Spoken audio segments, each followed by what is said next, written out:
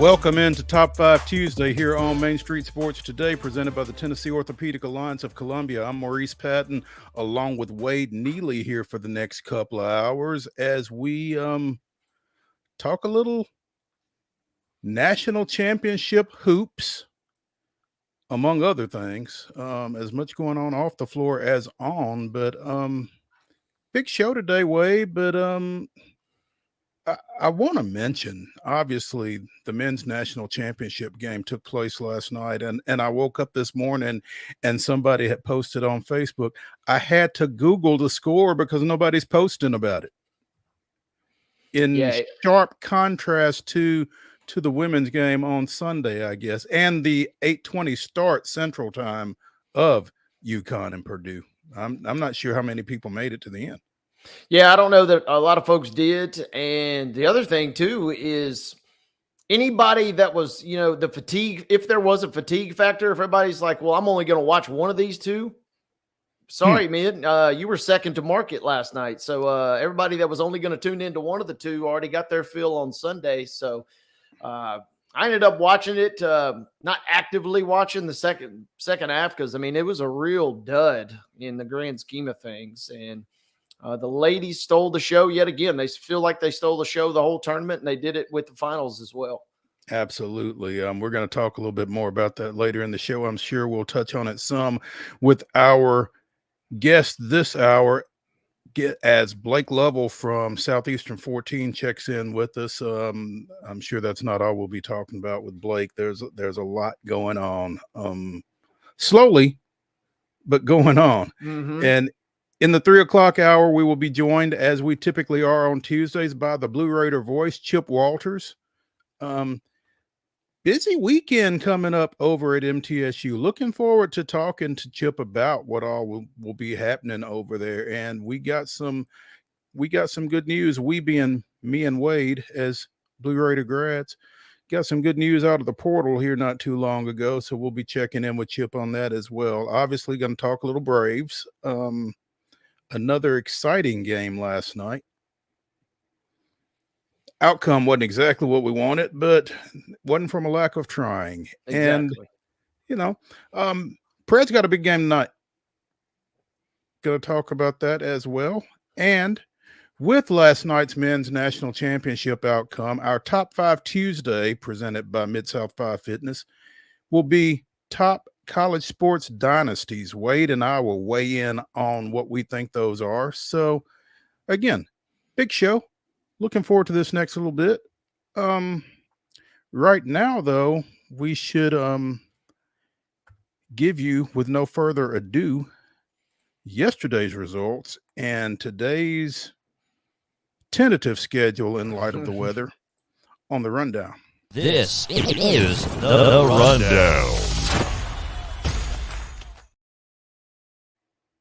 Tuesday rundown. We kick things off with high school baseball scores from last night. Spring Hill wins not one but two baseball games yesterday. They defeated Coffee County 9-8 and then followed up with another victory over Coffee County 5-3. Lincoln County was a 3-1 winner over Columbia Central, but Columbia Central bounced back in game number 2, defeating Lincoln County 5-4. Another doubleheader. Again, a lot of these schools, like Mo and I talked about before the show began, a lot of schools visualizing putting their meteorology caps on, and they thought the weather would be yucky, so they got 2 in yesterday, including Middle Tennessee Christian, who won the first game over University School of Nashville 11-6, won the second game 11-0. Lawrence County defeated Tullahoma 9-4. Tullahoma wins game number 2 5-4. White House swept Portland yesterday 9-1 and 5-4. Richland put up a lot of runs on Santa Fe, winning the first game 15-3, winning the second game 17-2. Dixon County defeated West Creek by the score of 14-11 in game number 1, and then they followed up with a 5-1 win versus West Creek. Other baseball scores: Antioch was a 12-5 winner versus Cane Ridge. Nolensville 15-3 over Centennial. The Middle Tennessee Monarchs were a 12-6 winner versus Christian Community. Davidson Academy wins at 4-3 over Clarksville Academy. Page 10, Franklin 1.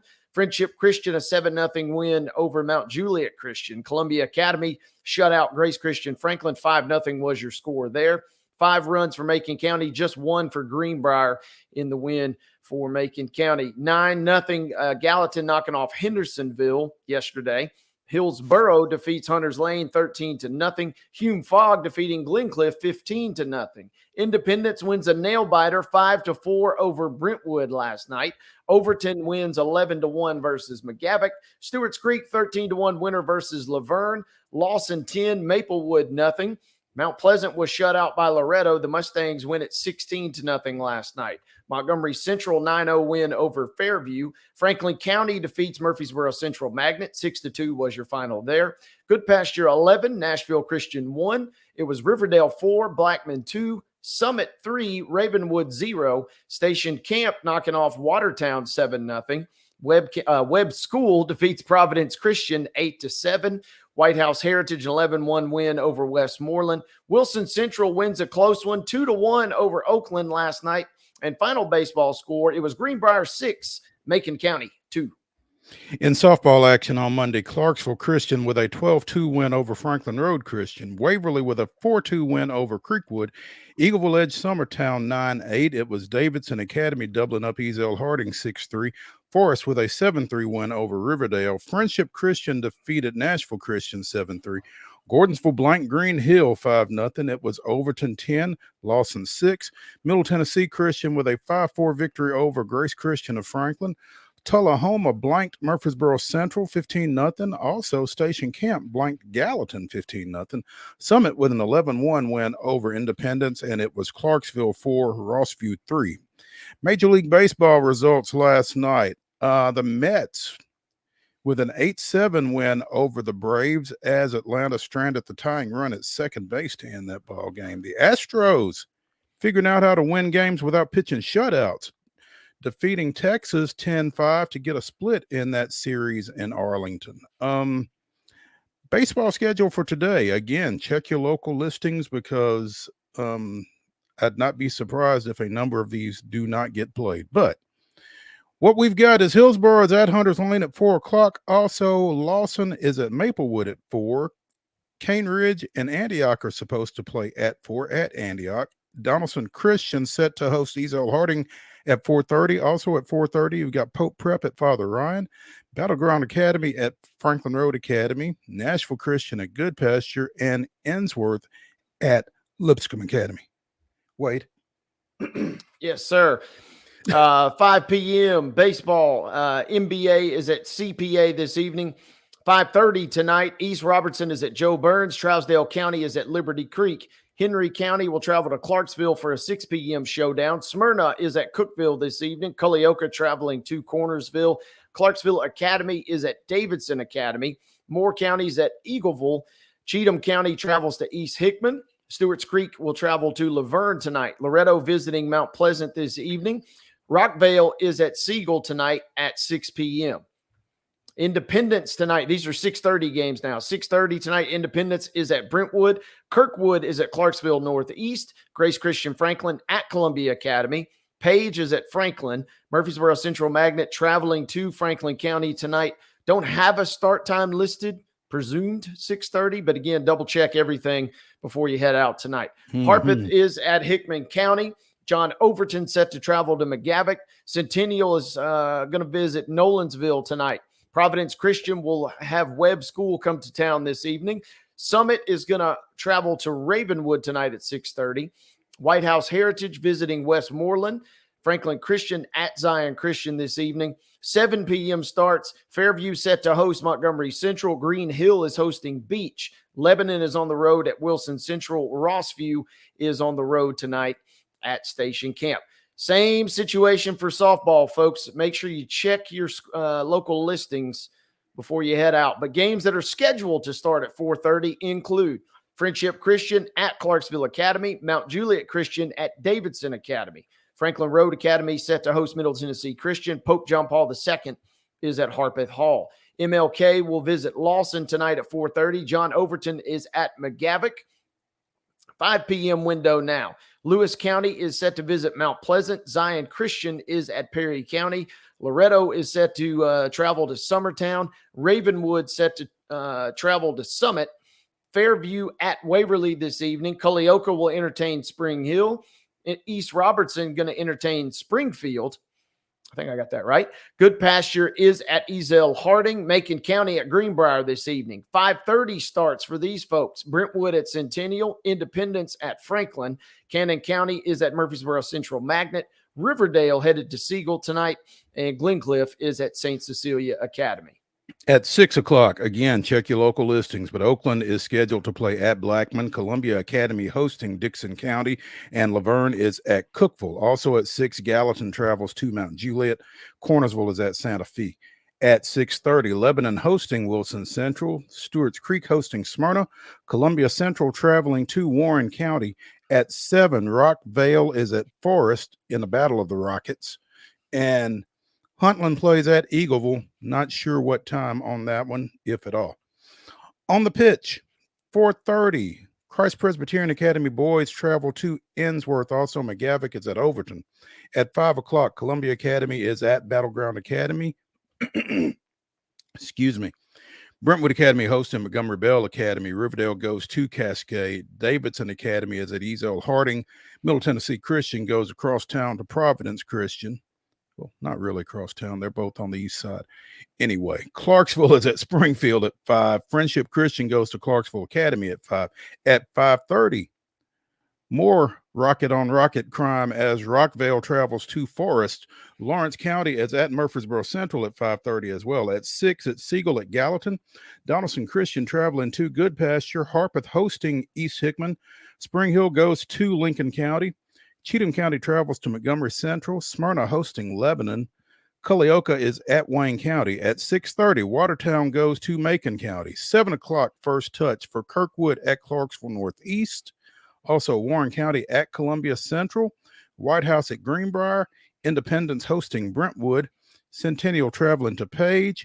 Laverne at Stewart's Creek. Dixon County at West Creek. And time unspecified, Oakland is at Cookeville.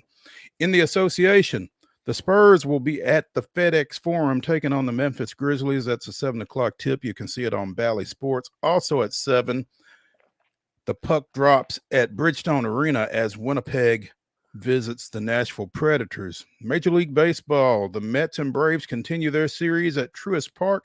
That's a 6:20 start. You can see it on ESPN Plus and on Major League Baseball Network. And the Astros travel to Kansas City, taking on the Royals. So Wade and Heather will have a lot to talk about tomorrow. That's a 6:40 start. And the Sounds begin their 6-game series over at AutoZone Park tonight, taking on the Memphis Redbirds. That's a 6:45 start, and that is your rundown.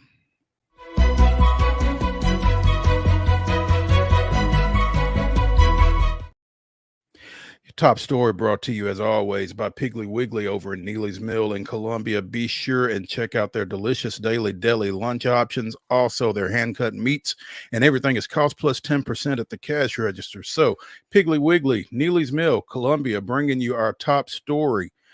The TSSAA and the Tennessee Titans announced this morning that the Legislative Council has sanctioned girls flag football as a TSSAA emerging sport beginning with the 2025 season. So big news for girls flag football.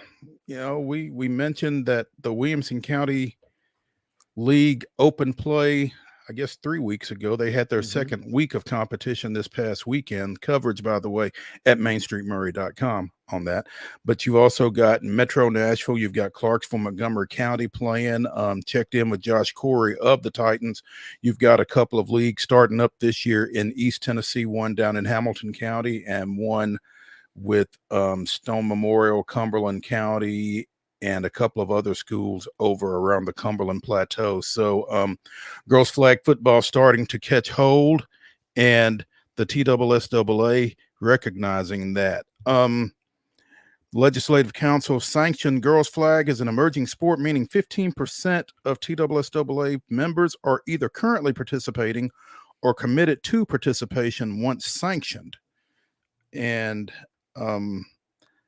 obviously they are working toward eventually having a state championship for girls flag football. And I'm not sure exactly what the participation number is that would have to be in place for that to take place, but that is, the desire, obviously, and getting it sanctioned by the high school governing body here in Tennessee is a big step in that direction.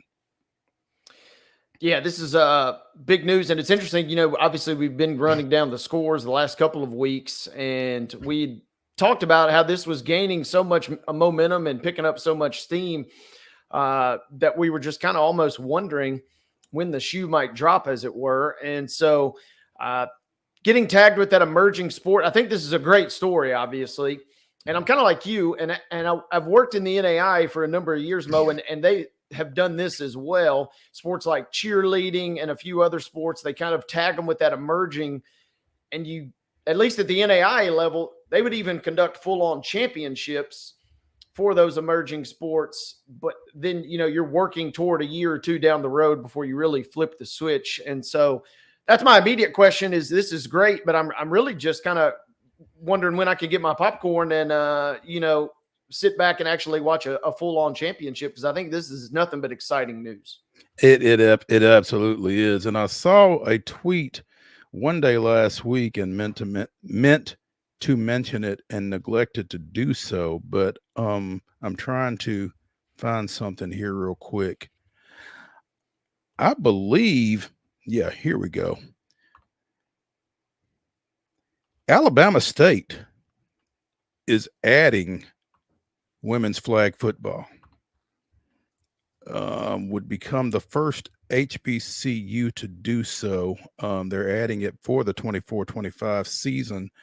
I would imagine they are probably working with the Falcons on this in some way, shape, or form, because a lot of your NFL teams are kind of out on the forefront of, aiding in those implementations of those sports. You mentioned NAIA, and there are a number of NAIA teams or schools that are sponsoring women's flag. I think Summit had a young lady after their first season of play sign a women's flag football scholarship with a school up in Kentucky. So, like you said, it's starting to pick up steam, and, it's another athletic avenue for young ladies, and clearly it's another athletic avenue for scholarship money. And so, hey, if the money is out there, y'all go get it. So, yep. Right on cue, was able to quickly find this. NAI, at least right now, heading into this year, they had 23 institutions with flag football teams, Milligan in Tennessee. And then you're right, some schools, a lot in the Midwest, a lot of Kansas schools. They basically have a full-on league with 9 sponsored awesome programs. Mid-South with Campbellsville, Kentucky. Some of these conferences obviously are kind of in a constant state of flux, but very cool. NAI has kind of been at the forefront of that. They have had esports for a number of years, and this is a sweet thing. And you made a great point too, and it's cool to see. We've obviously known about the Titans connection, with the Mr. Football ceremony, and they do such a great job of supporting high school sports and the NFL at large, I suppose. We're obviously just right in the Titans' backyard, but to see them get so involved with this, I got the release from the Titans today before I saw the news from the TSSAA. To me, that just having that extra backbone behind it is just an extra nice wrinkle in the sense that, like, hey, this thing is for real, and we're not just trotting out something that we hope, picks up some steam. They're really putting their money where their mouth is, and I think that's great to see. Absolutely. Tennessee becomes the 10th state nationally to sanction girls flag football. 85 schools in Alabama are playing flag football at the high school level, according to this post on Alabama State's website. And Alabama held its first state championship. They play in the fall, apparently. They played their state championship in December this past year. So, it's great. And if you've not been, go, because some of these young ladies are doing some things that you don't expect. So It's fun to watch, and it's here in Williamson County anyway. They play on Sunday afternoons. They typically play at 3 sites across the county. They play at 2, 3, and 4. And when it's not, interfering with the Women's National Basketball Championship or the Atlanta Braves or whatever, it's a nice way to spend a Sunday afternoon. So get on out there. They'll be playing the rest of this month. I think their championship weekend is the second weekend in May. So check them out. Let's take a break from the Lee Company studios here of our respective homes here on Main Street Sports Today. And when we come back, we should be joined by Blake Lovell of Southeastern 14, and hopefully he can tell us a little bit more about what seems to be a pending coaching change in the SEC. Stay tuned when we come back.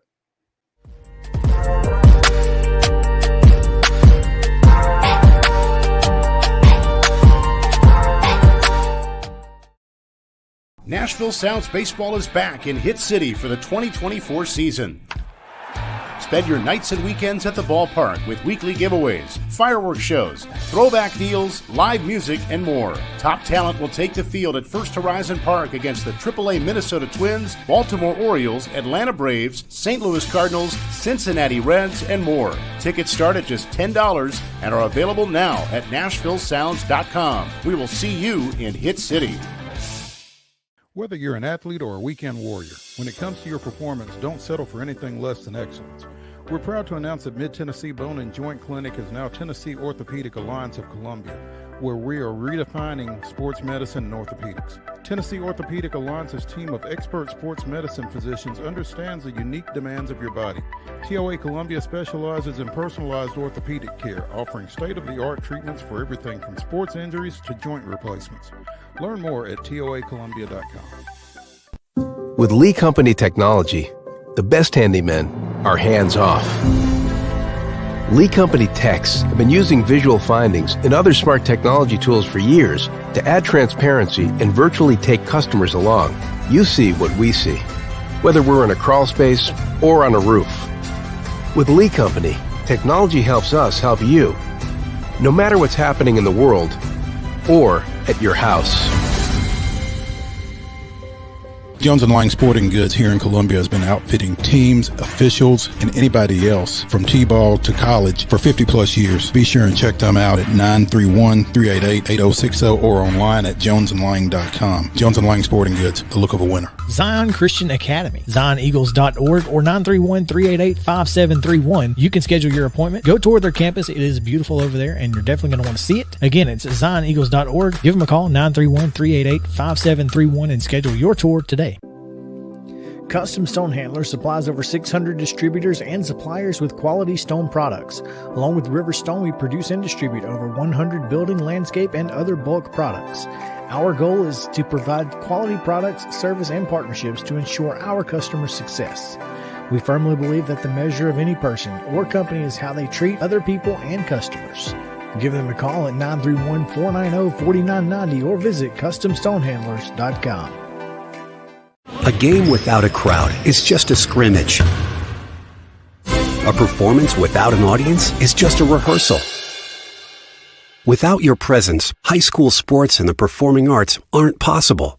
Ensure that these essential extracurricular activities continue to enrich the lives of students in Tennessee. Purchase a ticket to your local high school's game or performance. This message presented by the TSSAA.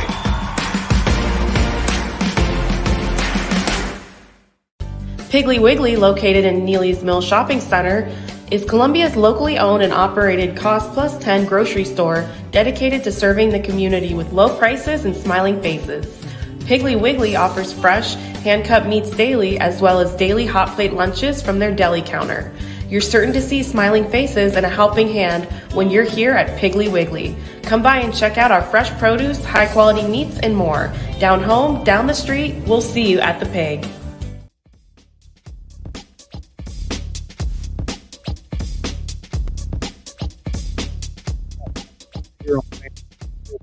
Presented by the Tennessee Orthopedic Alliance of Columbia. At the end of the show, Wade and I will give you our top 5 college dynasties. So stick around for that. Should be a lot of fun. Right now, We are checking in with the dynasty who is the Blake Lovell of Southeastern 14 as we try to figure out, is Calipari going to Arkansas or not, Blake? Yes, he is. I can say that with pretty good confidence now. I know it seemed there was a lot of back and forth after. At first, we thought it was going to happen, and there was some back and forth about it may not happen, but yeah, it's going to happen. And I think, obviously he sent out the tweet or whatever with a video about an hour or so ago now to Kentucky fans, sort of saying, "Hey, we've realized that this was my dream job, but I think they need to hear a different voice now," which is a nice way of saying, "I know you guys wanted me out of here, but now we figured out a way for it to actually happen." So again, the whole thing, keeping Cal there, as we all talked about after they lost to Oakland, was the buyout. Like, that was the one thing that was going to keep him there if he stayed, because it was $33 million, and that was not going to be an easy thing to just go out and fire this guy, pay the $33 million, and then expect to go get someone else for a large chunk of change. So it worked out, I think, for both parties. Cal gets out of the pressure pack situation of Kentucky when would have been his most stressful season of his career coming up next season, knowing the pressure that was on him. Now he goes to Arkansas, and Kentucky gets the fresh start they want. So I think it's a win-win for everybody. We talked about this a little bit yesterday, obviously, and it's almost like Arkansas is doing Kentucky a solid by getting them off that $33 million hook, like you said. I guess the motivation for Arkansas is a motivated John Calipari coming in there is still, one of the top draws in college basketball, probably. I think that's it because, you think about Arkansas, right? They had the NCAA tournament success in recent seasons, but you think like regular season wise, of course, this year was just the flop. Like, we were not expecting them to be as bad as they were this year. And of course, that winds up getting Muss to USC and all that. But I think it's one where, like, they weren't always great in the regular season. And it's almost like the opposite with Cal, where you almost expect a great regular season. You just don't know where you're going to get in the tournament. And so what's the trade-off going to be? And like you said, I think it's all a matter of motivation. To me, this is going to be a John Calipari that comes into Arkansas ready to prove something, because he is going to, in a certain sense, feel like he got kicked out, right? And for all the things he did for Kentucky, and no, he couldn't get them to all the Final Fours and all the championships, but look how many great players they had a chance to witness in the championship and all. Like, I think there could certainly be part of that. And I know I've seen people say, boy, Arkansas is not going to have the same resources at Kentucky. I'm like, are you kidding me? Are you kidding me? Like, think about the money and all the people that surround the Arkansas school that the money is going to get pumped into there for him to build the same kind of rosters that he's built at Kentucky. There's going to be, and the thing about it is, Blake, I mean, there's not a Louisville to Kentucky in Arkansas. No. They're the top show in town, and again, you've got everyone from Tyson to Jerry Jones. You got so many people out there that are willing to put any kind of money they need to make this thing a success. And so there's a certain family named Walton, right? The Walton family. Well. It's just, I think that's what you got to keep in mind here. Is this? That's why I think this is a big win for Calipari, because it's, yes, did he leave the money without the buyout and all that? Sure, but he'll have a great chance to make that back, I'd say. I think a pretty sweet deal in Arkansas. So, how much money can you spend? So, I mean, endless. It gets, yeah, exactly. I mean, it gets to a point where maybe your sanity is a little bit more important, but yeah. So the obvious question once this finally takes place is, where does Kentucky go? Well, I know the three names that everybody's been mentioning, and I don't think they've changed to this point. Nate Oates was initially one of those first ones that was thrown into the group, but I just thought even at the time, I'm like, even if Kentucky threw a lot of money at Nate Oates, he just got Alabama to a Final Four. You want to talk about the difference in pressure. And you just got Alabama their first Final Four. There's zero pressure, job security as secure as you could ever be.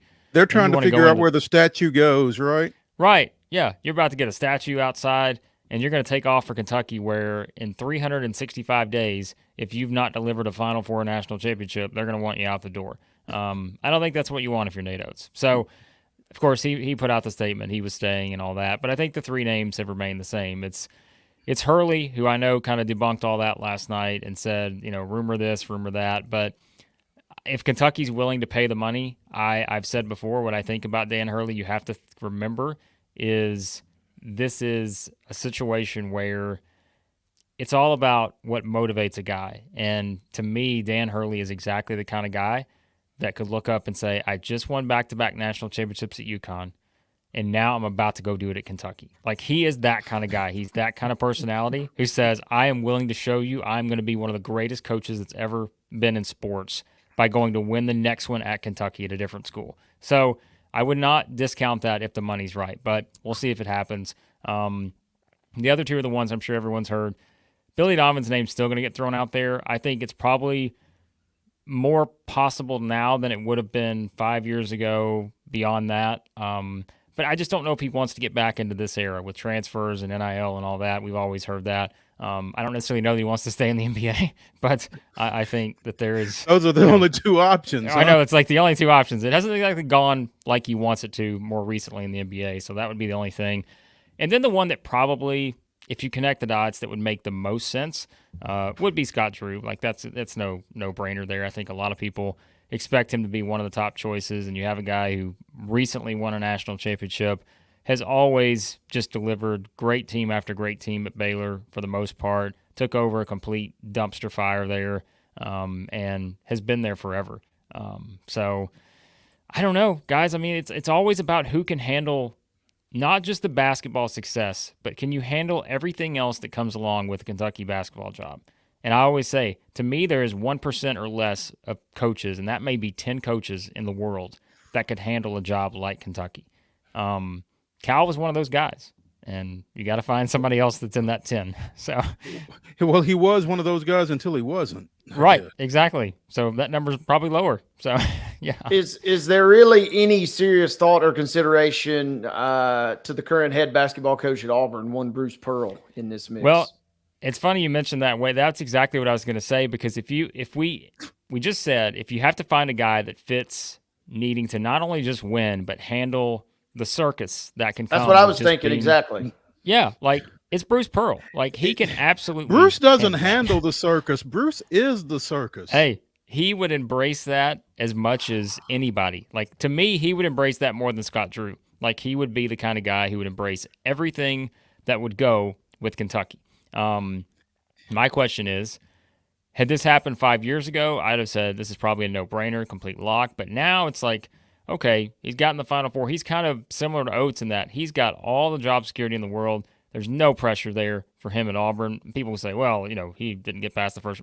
Please. They could do that for the next 5 years and they'd still be fine. And so as long as Auburn continues to be a football school, he's fine, right? Right, exactly. It's like, hey, he's just sitting in the wing. He just keeps winning. Like, that's all he does. And so if I were Kentucky, he'd be on my list. Again, I know people talked about like his age a factor and all that. I mean, Bruce is still just I can't see Bruce retiring anytime soon. So I think he'd be a great fit there if that's the direction they went. So that's just, yeah, you said it best. It seems like all the pizzazz and all the intangibles that come with this job, it seems like he is the embodiment of that. And the question for me is just, does he want to restart that process after doing it at a number of different stops? Does he want to restart that whole process one more time at a new spot in Kentucky?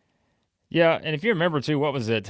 I don't know how many years ago it all runs together. But like, the UCLA job was very interesting because when that opened up, people were like, it ended up going to Mick Cronin. Of course, Rick Barnes was talked about in there, and Jamie Dixon and guys like that. Pearl was mentioned as somebody who, could you see a Bruce Pearl going with a school like this, just traditional, which UCLA and Kentucky are completely different in terms of media coverage and all that, even as, traditional powerhouses in college basketball. But that is the question. Like, would he want to just leave all this that he's done at Auburn? Very comfortable spot there, knows, the areas he needs to recruit, knows everything like that. Like, he's built up a program where, like we said, they just won, an SEC tournament title, and there's plenty of momentum there. Could get Janai Broome coming back too. I think that's an interesting possibility. So, I just don't know if it's now's the timing is right, and that's what I'm curious about. So, Blake Lovell of Southeastern 14 joining us here on Main Street Sports today, presented by TOA Columbia. Blake,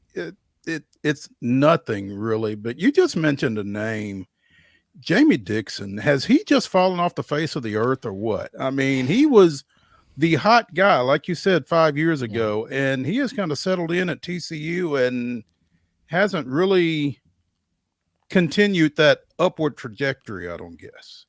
Yeah, I think that's what's challenging is like, we talk about how the SEC's gotten so much better in basketball, and obviously the Big 12 is going to look different next year with Texas and Oklahoma out, and you got Arizona coming in and all this other stuff. But I think he has probably just run into, man, at a certain point, I feel like there probably are limitations you're going to have at TCU where, you put him in another job that maybe is one where you get more resources, more NIL pumped into it, all that. You have a better chance to succeed. But they've been pretty average, maybe the right word, over the past several years. Like they've gotten to the tournament, I think, 3 straight years now? Yeah, I'm looking at here. They've gotten there 3 straight years, but they've not made that jump like, again, like a program like Baylor did and ones like that. So Oklahoma and Texas, of course. So I think that's maybe just part of it is it's just the challenge of, as we say, it feels like everybody's more on even ground than they used to be because of the NIL and transfers. You can get anybody, but you can't necessarily get anybody. And that's the problem. It's like it's all about how much money you're getting. And that's why things have changed so much. And that's why, like, even people are bringing up like Jay Wright and stuff for Kentucky. I'm like, to me, Jay Wright, who denied it, he's like, I'm good. But I can understand why these coaches think that now. The ones that have gotten out of the game, they don't want to deal with all this stuff. And I think, as we've seen, that's trend's only going to go up from here. You're only going to see more coaches get out of it because of not wanting to deal with everything else that comes with coaching college basketball now. Kind of in that. I was sorry, Blake. I was going to say, kind of in that same vein. Calipari to Arkansas now. What is his strategy? Does he just pick up the blueprint that he tried to develop at Kentucky there and just run with that? Or does he have to maybe take a small step back and kind of re-examine and retool his strategy as he tries and builds that program to greater heights? Yeah, I mean, I think what we said, what he would have had to have done next year at Kentucky, I think is the same strategy he needs to follow at Arkansas. Of course, he's got the freshman class. We'll see how many of those guys follow him over. But I think it's got to go back to he's got to build an older team that isn't just relying on 1 or 2 guys like they were this year, like Trey Mitchell and Antonio Reeves, the only 2 old guys on the roster. I think they need at least 5 of those kind of guys. Maybe not, they don't have to be your starting 5, but you need options to work with there. And I think, as I've said too, they've got to build things on defense. Like Cal's best teams have been tremendous defensive teams, and they've had great offensive players, but they've all kind of been sparked by the defensive end of the floor. They've just been able to stop teams and block shots and have quick guards that can get steals and all that. And I think that's what he has to do. He has to get older teams that are certainly going to be great offensively, probably, because he's evolved his offense finally. Everybody's been asking for years and years, and this was the year where he felt like he really evolved and how he let them play offensively. If he combines that with going back to sort of his roots and just building some really great defensive teams, with guys like, obviously you're not going to get an Anthony Davis, but guys like that who are just in the paint, there's not a whole lot the other team can do to get shots. They had some guys like that on Kentucky this year, but they need more of those guys where they just all 5 guys on the floor can defend. They can be good offensively, but they have to be able to defend. And so I think you'll see that with Arkansas because that's something too. Like that's how Muss had his success at Arkansas. They weren't always the greatest offensive teams. They couldn't shoot a lick most of the time. But, man, they got after you defensively, and they made up for it. And I think Cal has to sort of implement the same kind of strategy there. Blake, the way this thing is going down with Calipari going to Arkansas and the lack of, interaction between him and the athletic administration at Kentucky, is that just an exhibit of how bad things have gotten there, or is this just that things never end well with Calipari? I think it was probably more of just what the situation had become there, because I think, look, I mean, there were a lot of fans. You talk about there were fans that were, of course, just angry at Calipari. They were also pretty angry, like at Mitch Barnhart, for just the way the whole thing unfolded. And it's not just been this year. I think that's been building with the fan base too in him there. And remember too, where if you add in the football element, of course, all the stuff with Mark Stoops and was he going to Texas A&M, and like there was just a lot of strange things. It feels like it's happened to kind of put the fan base at odds with him too. So I think it was one where this helps him out a little bit because, Calipari, as you said, kind of did him a favor. If you really look at it that way, because it does maybe get the people off his back. Now, of course, he has to make the right hire to make him successful, but I just kept using the word toxic. I just think things got so toxic with the fan base there, and that's like we talked about it after the Oakland game. I'm like, how are they ever going to convince anybody, whether it's Cal, whether it's Barnhart, whether it's anybody there, that things are going to be different this next season? And like even the little, was it they showed the photo that they did, like the interview with the local news or something, and like it was just awkward. You're seeing two guys sitting there, and you're like, they're both thinking the same thing. They're like, how are we going to make this work and convince anybody that this is different than it has been? And ultimately, all it took was one job opening, as always, the SMU job. Who would have guessed it? That the SMU job was the one that changed the entire landscape of like the SEC coaching carousel. Whenever they fired Rob Lanier, Andy Enfield goes there, Musselman goes to USC, Cal goes to Arkansas. Wild. How did Rob Lanier get fired after 2 years? That's the question, right? Because he had just, they won 20 games this year, complete turnaround from I think where they were the year before. Program seemed to be heading in the right direction. And then they fired him. And I think it's because, here's what I believe. I don't think Andy Enfield was their first choice. I think they thought that they could get Musselman. That's what I think. And, of course, there's like family ties there and all this other stuff. So I think they thought they were going to go after someone like that. And that was sort of the reports that were out there, is that they thought they could get, I think the wording was the big fish. Like there was someone they thought they could get. I think Musselman was in that group. For whatever reason, it didn't happen. And then they went after Enfield, who probably did not hate the idea of getting out at USC because they felt like they had underachieved a little bit. So it was kind of a weird domino that put Rob Lanier in a bad spot. Of course, he's at Rice now, but I just thought, they did him wrong, and I've always thought he's someone, of course, was associate head coach at Tennessee, and I think that he'll do well at Rice if he gets the resources. That's always the question. It's interesting, Blake, because you mentioned SMU probably thought they could get Muss and didn't.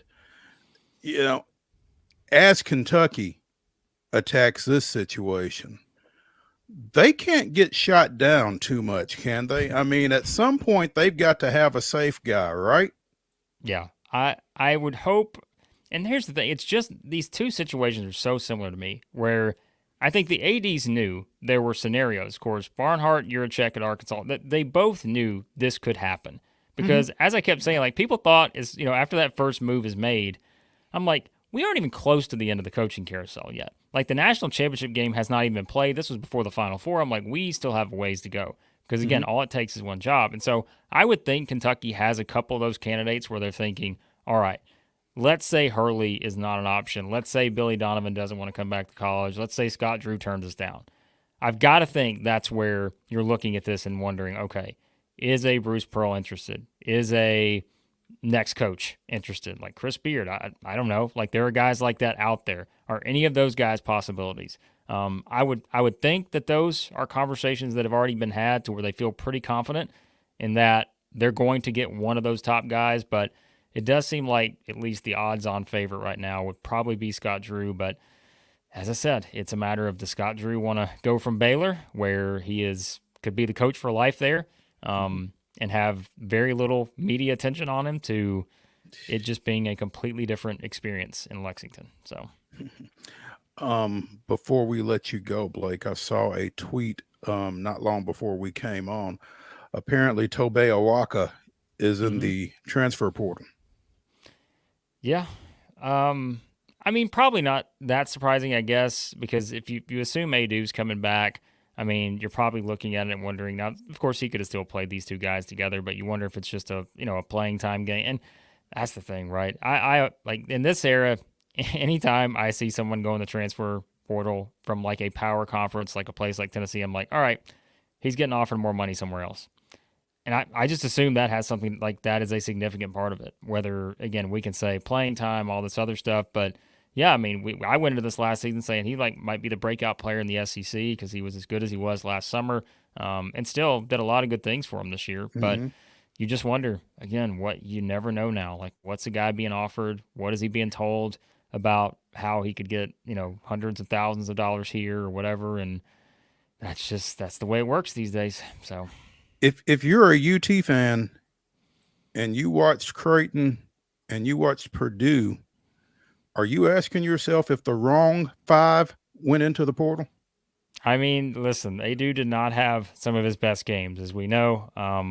I think overall, though, he had a pretty and I said this probably a couple times, you guys. Like, I thought if you looked at what the kind of the season that Adu had, it was on the lines of like an SEC Player of the Year type season in other years, minus this one without Connect and Sears and Broom and guys. I mean, this was a very special year for like those kind of Player of the Year candidates. But yeah, it did not turn out well in the NCAA tournament. But I don't know. I mean, again, I think it's also just a matter of it's really just the Owaka thing. It's like, could this guy just be simply getting more money elsewhere? And, for Adu, it's just, hey, that's how it works. So there you go.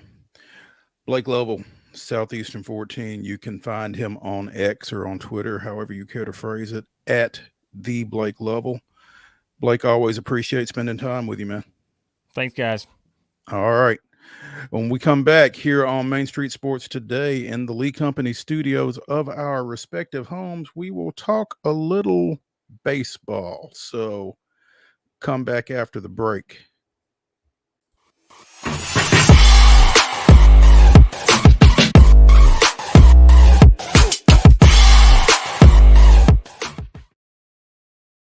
Whether you're an athlete or a weekend warrior, when it comes to your performance, don't settle for anything less than excellence. We're proud to announce that Mid-Tennessee Bone and Joint Clinic is now Tennessee Orthopedic Alliance of Columbia, where we are redefining sports medicine and orthopedics. Tennessee Orthopedic Alliance's team of expert sports medicine physicians understands the unique demands of your body. TOA Columbia specializes in personalized orthopedic care, offering state-of-the-art treatments for everything from sports injuries to joint replacements. Learn more at toacolumbia.com.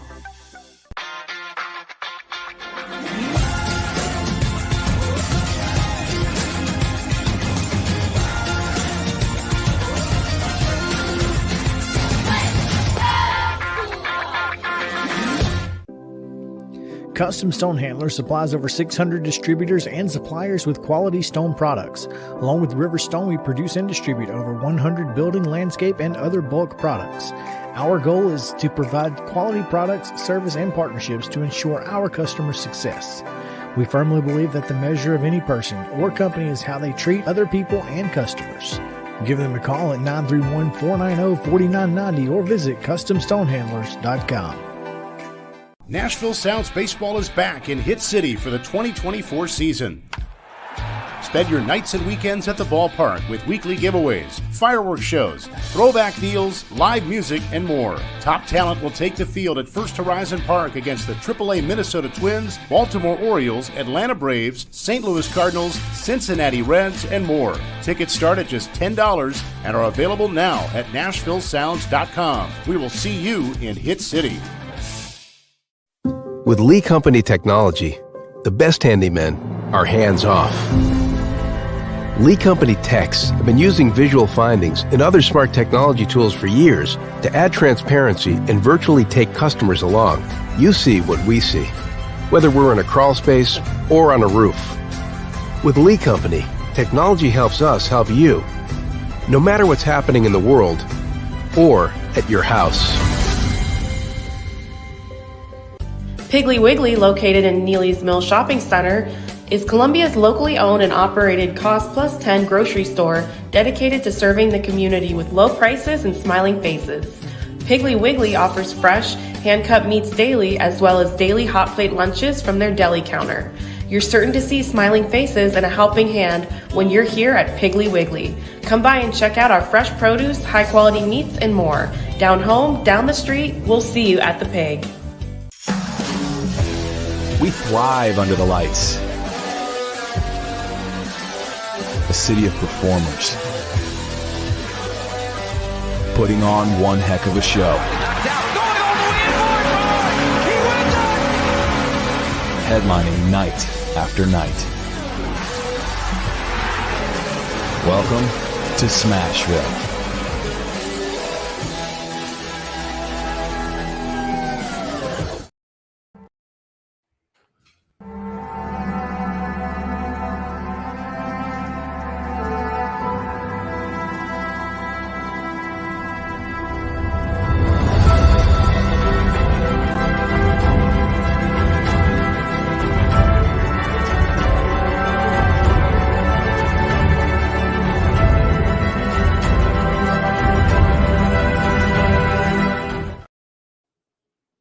April 9th, 1980, the Durham Bulls became the Durham Braves, at least on the road.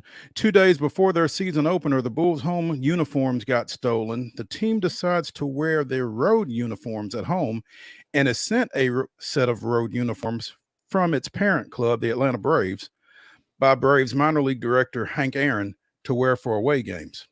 That was this day in Braves history. Speaking of Mr. Aaron, the Braves commemorated the 50th anniversary of home run number 715 last night. And unfortunately, this is probably one of the few times actually that the Braves have not ended one of those big nights like that with a win. But Michael Harris was stranded at second. Travis d'Arnaud flew out to deep right center field, and the Mets get away with a 8-7 win to open that 4-game series at Truist Park. So, tough one. But after the way they handled Arizona with a couple of comeback victories late in that series, it was bound to happen. Yeah, you can't win them all. And like you said, though, that's better than most. Most of the time, I feel like a lot of franchises, when you have the big nights and the big celebrations, it doesn't end your way. But the Braves sounds like done pretty well in similar situations. So a small regression to the mean, I suppose. Yeah, slight. I was at a high school baseball game last night, a doubleheader, one of those doubleheaders that we were reading about in the rundown, and did not get to see very much of the game. Came back and tried to watch some of it on the replay and fell asleep. But didn't get to see a lot of the festivities, but it sounds like they did a really fantastic job all day long with the 50th anniversary. Apparently, Dusty Baker was on the broadcast last night at some point, and obviously Dusty was a teammate of Hank Aaron's on that 1974 team. And if you ever get a chance to hear Dusty Baker talk, do. I was fortunate enough to actually get to interview him once. It's a lot of fun. Really good dude. Clearly knows a lot about baseball. But and obviously, Wade, you're a big Dusty Baker fan, I'm sure. I got nothing but love for Dusty, and it sure would be nice to have him back in the dugout. But he's doing his thing. He's catching fish and hanging out and enjoying life to the fullest, right, as we say. Well, you guys ought to be enjoying life here. Yeah, 10-5 win last night to close out that series with Texas. That's not nothing. Yeah, 2-2 in the series. Could have been a lot worse, obviously. So just enough to kind of give you a little flicker of hope, and we'll see if they can slowly start turning things around. You mentioned earlier getting the Royals coming up. Be an interesting series. It looks like Christian Javier's pitching tonight, so chance to maybe continue a little momentum. Just maybe start stacking a few wins here and there, and maybe go on a little bit of a run. Yeah. You got that series. The Braves, like I said, continue their series with the Mets tonight. Ronaldo Lopez goes back to the mound with a 1.50 ERA. Adrian Hauser getting the start for the Mets. So ought to be an interesting one. I should be able to see this one, so we'll see how it goes. Wade, I know that you aren't real deep in baseball, but you're familiar with the name Ellie De La Cruz, right? Oh, yes.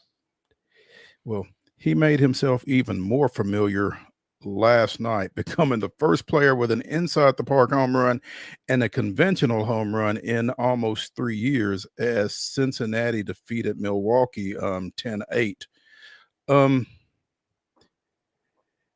Homered in the fifth off the batter's eye at the Great American, as I like to call it, Small Park, and then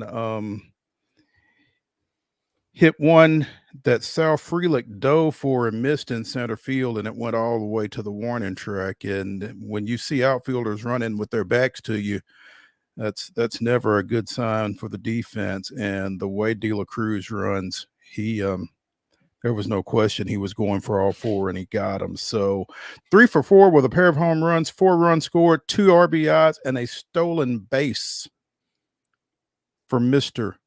De La Cruz in his first full season at the major league level. And this guy, I'm telling you, when you look at the NL Central and you look at De La Cruz and you look at O'Neill, is it Cruz? Yeah. Yep. The Pittsburgh shortstop. Pilots. Yeah. Yep. Those two guys, I mean, their height really kind of throws you off, but when they get moving from a speed perspective, they've got long strides. You'd love to watch those guys run, and with that leverage at the plate, man, they're going to be fun to watch with those two teams, hopefully for a long time. Hopefully they can stay in Cincinnati and Pittsburgh, and hopefully O'Neill Cruz can stay healthy. You know, he missed a lot of time last year, so I love this line from the recap from last night. You might get a kick out of this, Mo. De La Cruz raced around the bases to complete the first inside the park homer for Cincinnati since TJ Friedel. Hopefully I got that right. Can you guess the date on when that would be? Was it April 8th? No. No. You got to go way back to September of 2023. They kind of threw me for a curveball on on the sentence there. I'm thinking, yeah. I'm thinking You're thinking it's been a while. Yeah. September of last year. I mean, it basically played like 20 games since the last one, it sounds like. Yeah. So the Reds specialize in inside the park home runs, and that's wild. The Braves he had one himself last year, if I recall correctly, against us. Oh, I'm sorry, against the Braves. Yeah. So he might. That'd be a great trivia question too, to dig up the all-time career inside the park home runs. He can make a run, at least in the modern era, I suppose. Hang on. Because he's just got that blazing speed, but he's got enough pop. You know, it's not as if he's hitting soft liners to the outfield. We've seen guys obviously with tremendous speed. No, and you know, some of those guys, sometimes when you've got the pop that he's got, if it hits off the wall and the outfielder doesn't handle it very well and it starts kicking back toward the infield, that's when the trouble comes in. Most inside the park home runs in a career. I think you kind of got to take this one with a little bit of a grain of salt, but Ty Cobb had 46. Had 9 in the 1909 season. And then some guy named Tommy Leach had 49, and Jesse Burkett had 55. So De La Cruz off to a decent start. He's got to start picking his game up a little bit. Bit. I mean, I guess all of those guys played in a different era. I don't think inside the park home runs are as plentiful now for whatever reason. Maybe they didn't have fences in. I don't know. I do love this too. De La Cruz said he enjoyed the inside the park homer more than the one obviously that left the yard. He said, quote, I think running around the bases is my biggest thrill. When I saw him miss that ball, I said, I'm going home.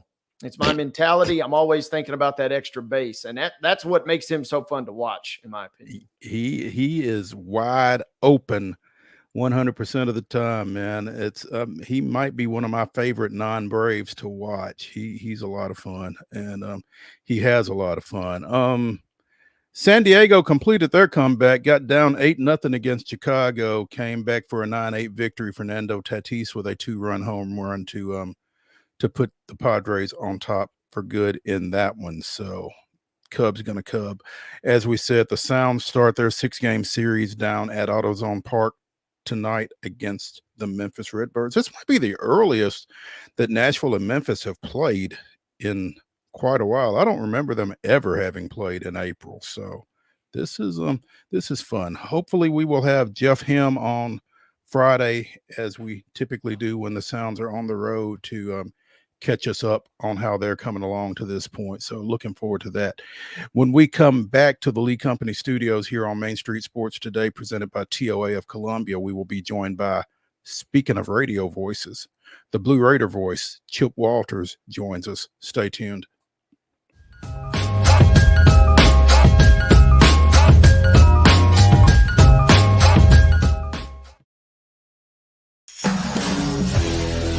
thrive under the lights. A city of performers, putting on one heck of a show.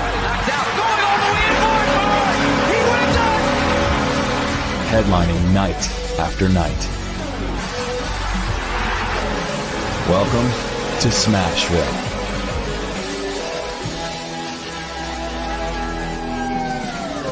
Whether you're an athlete or a weekend warrior, when it comes to your performance, don't settle for anything less than excellence.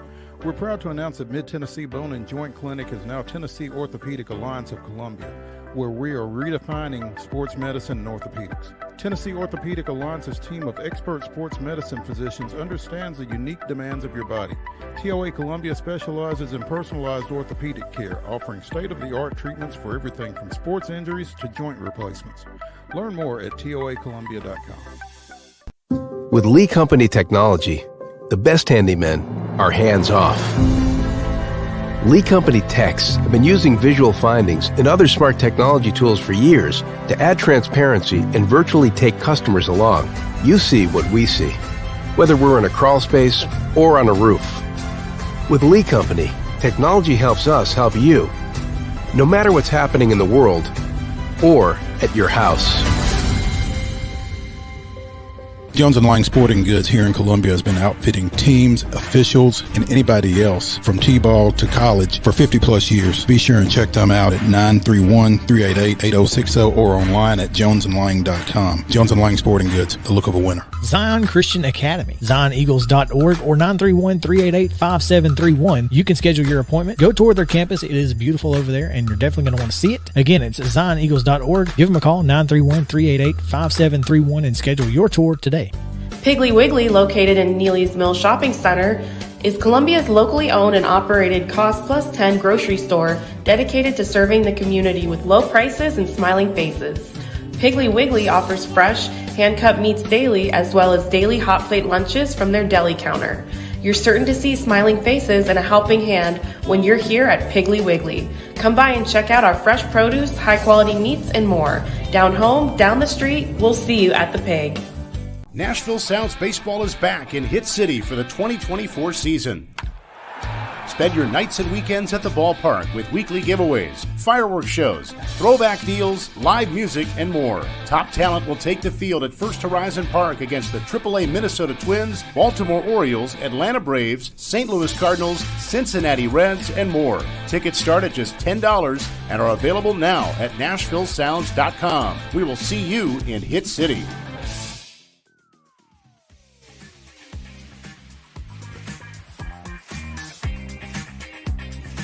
Top 5 Tuesday here on Main Street Sports Today, presented by TOA of Columbia. In our final segment, Wade and I will give you our top 5 college sports dynasties. Stay tuned for that. Right now, it's Tuesday, and so it's time for us to be joined by the Blue Raider voice, Chip Walters. What's up? What's going on? Don't know. I'm just in awe of Wade Neely's maneuverability on Saturday. Mule dated up, and then Saturday night was at the Grindhouse. It was a quick weekend, Chip. It was a quick weekend, but it was a lot of fun. And Mo and I discussed last week the key thing for Mule Day is watch your step and remember what shoes you're going to be wearing. That's right. And that's exactly right. You know, and you know, the street sweeper always one of the key entries in the parade. He earns his keep that day, does he not? Does he? Yes, he does. Yes, that was the funniest thing by far. I'm talking the last entrant in the official parade was over. They had them all right behind him sweeping the streets because there was no dilly-dallying. That's right. They had it cleaned up instantly. That's right. You know, and there used to be, I remember back in the day, there was always a big kind of hubbub whether or not you would put any marching bands behind equine entries, or if you put all the bands up front before the horses and mules came along. So the bands obviously were in favor of being up front. So you certainly can't mix them in, right? I mean, because invariably somebody's going to Parade be. becomes rodeo at some point right there, Yeah, yeah. But it looked like a beautiful day and a great crowd down in the Dimple. You didn't go, Chip? I had an event that I had to be at in East Tennessee. Ooh. And so that held me. That took me to that part of the state, which also beautiful. And this time of year, everything's starting to bloom and green up. So it was a good weekend. Wade was able to get to 2 portions of the state in the same day. Yes, he was. You will get a kick out of this, Chip. One of the best entries in the whole parade. It was just not. It wasn't a equine, as you mentioned. It wasn't a marching band. It was somebody in just a giant red solo cup. I saw the pictures. They were just weaving through the streets of Columbia, blasting. Well, I'll give you one guess what song they were playing, but they were in the red solo cup, and they looked like they were having a good time. That's all I'm going to say about that. Then I thought I saw a picture. There was a float that was a giant red solo cup. That's what I'm referring to. Oh, yeah, okay, it was one of the floats. It was literally like 15 feet tall, which leads me to a lot of safety questions. But they survived, I suppose, somehow. So you feel like the folks in the red solo cup had red solo cups, plural? They were on brand. There's no doubt about it. And I can't speak to what was perhaps in the cups themselves, but in the giant cup, there were a lot of folks having a good time for sure. You could probably make some guesses, huh? Mm-hmm. Chip, great past weekend from Yule Day, even though you weren't there. Great upcoming weekend. Well, it's gonna be, and I really like the way that here in the past several years they've been able to put together. It's kind of a big preview of the whole campus, but athletics has done its part in scheduling and having numerous events at home on Saturday, and to kind of run through the schedule. I mean, and there's all kinds of things going on. Like the College of Ed is having a big open house. There's stuff. The Alumni Association has a lot of things. If you go to the mtalumni.com website, you can see all of the things that are going on campus, including the athletic events. But this being a sports show, we will concentrate on the athletic events, which will begin at 11 a.m. At the brand new, still has that new tennis center smell, the outdoor tennis center right by Murphy Center. The women will host the Bearcats of Sam Houston. Bearcats with a K, by the way. With a K, that is correct. And that's free. Noon, also free at the Dean Hayes Track and Soccer Complex. The soccer team will be having a spring friendly with Belmont, and that is a noon first touch. Floyd Stadium will open also at noon, but the blue-white football game will start at 1 p.m. So you've got 11, noon, and 1, 3 different events, all starting on the hour. Then at 3 p.m., baseball will be at Reese Smith Field, hosting New Mexico State. And at 4 p.m., softball will be at what I like to call Observatory Park, which will also be the home site for TSSAA softball championships this year. And they will be hosting the Liberty Flames at 4 p.m. So all of those events going on Saturday on campus. That's a lot. That's a lot. How many of those will you get to? I will be at football because Joe Dubin and I are going to be doing a webcast of the spring game on Saturday that you can catch on GoBlueRaiders.com and on the MT app. Just an audio webcast of that, so that'll be fun. And then I will probably catch baseball afterwards. So I look forward to that. So I'll be over at the stadium, kind of getting ready for football, and we're still kind of it's kind of open ended of how we're going to handle that, but it'll with Joe there, it will be entertaining. There's make sure of that. Will fellow friend of the show be alongside? I don't know that he will be this weekend or not, but I need to place the open invitation out there to him. I'm not going to actually need his services per se. It's not going to be that complicated of a broadcast, not like we have during the normal regular season. But if he would like to come and produce, he is always welcome. Because my man Wayne Gross will use the spring game to be the springboard toward his 44th year as our spotter on the Blue Raider Network. Oh, wow. 40, goodness gracious. Well, Chip, those events are always exciting, and those days are tremendous fun. But the recovering sports information director in me is shuddering at the. And I know you guys got a lot more staff than we had at Martin Methodist, but I'm shuddering over here just looking at the schedule. What you're saying is they have staff, right, Wade? Correct. Yeah, that's another way to put it. For sure. A different way to put it. Yeah, and you're right. Then they're fortunate that they have different individuals are assigned to different pieces of that puzzle. But it is that's one of those days you look forward to and dread kind of at the same time, because if you are in those different areas that have to service. I mean, the same goes for like sports medicine. They've got a lot of irons in the fire on Saturday too, because they're going to staff all those events. And but it's great for fans. And the thing is, you can come park your car in Greenland Drive parking lot, bring your tailgate stuff, set up, either do it for breakfast or use it as a midday stopover point, and you can go to basically all of these events except softball from one parking spot, and really only have to move your car one time, and you can see all of these events and kind of get a sampling. If you're new to the area, hey, here's your open invitation. Maybe you've got an allegiance somewhere else, but you're new to Murfreesboro, Middle Tennessee. Come on out. We want to be your team too. And here's an opportunity to see 1, 2, 3, 4, 5 different sports play on Saturday.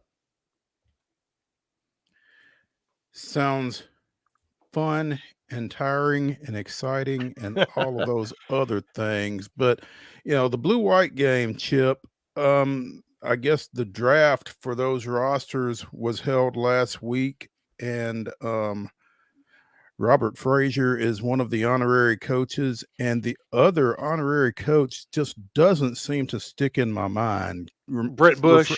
Yes, thank you. And we were on campus at the same time, I think, from what I saw, but I don't remember him. Yeah, he is, and I can't tell you much of anything that's going to jog your memory. I will tell you that he just recently served a term as the county mayor of Cannon County. So he is Brent is still around. He's Woodbury royalty then, huh? Woodbury royalty, exactly. But I do know that he and Robert Frazier and are really excited about the event coming up this weekend and being able to be the honorary coaches. And they got that out of a drawing when they had a former player open house before the Middle Western men's basketball game. And the thing is, it seems that these two guys have put an awful lot of time into this. I was out at one scrimmage and both were out there taking a look. So they were out there watching practice and scrimmages before they ever got to the draft table, and immediately both went for a quarterback with their first pick.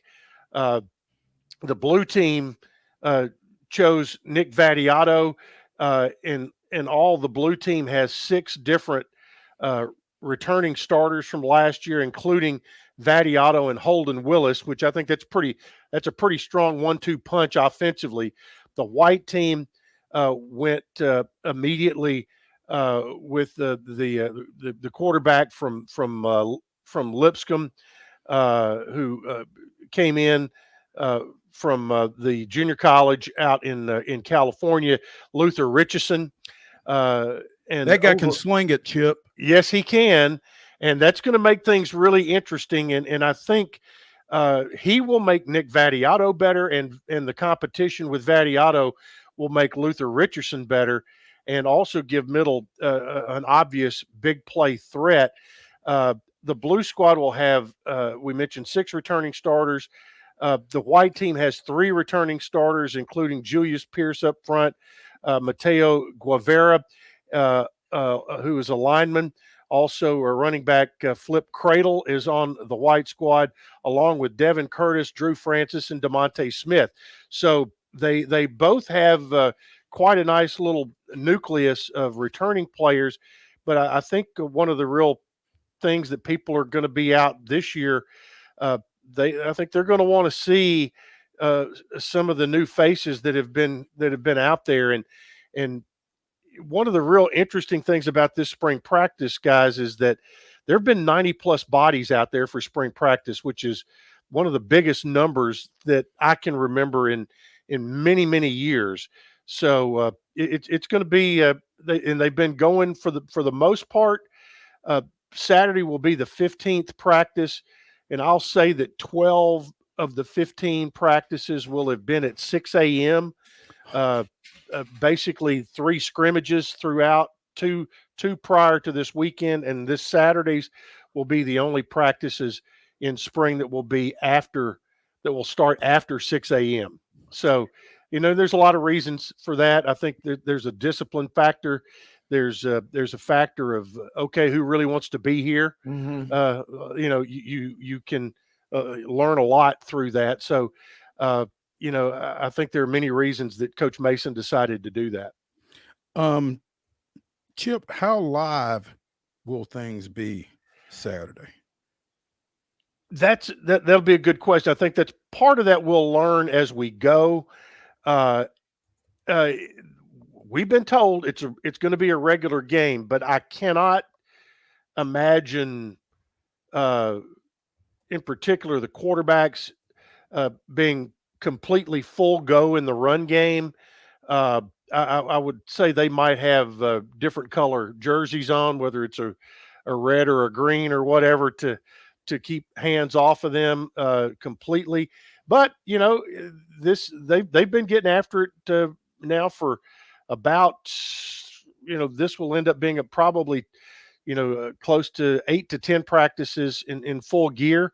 So otherwise, it's interesting. There's seven total quarterbacks in the quarterback room. There are 9 running backs in the running back room, and you will get a chance to see Blue Raider quarterbacks working under center, which is a big piece of the offense now under Bodie Reeder, the new offensive coordinator. The coaching staffs have been divided up. The 2 coordinators, by the way, are going to work for both teams. The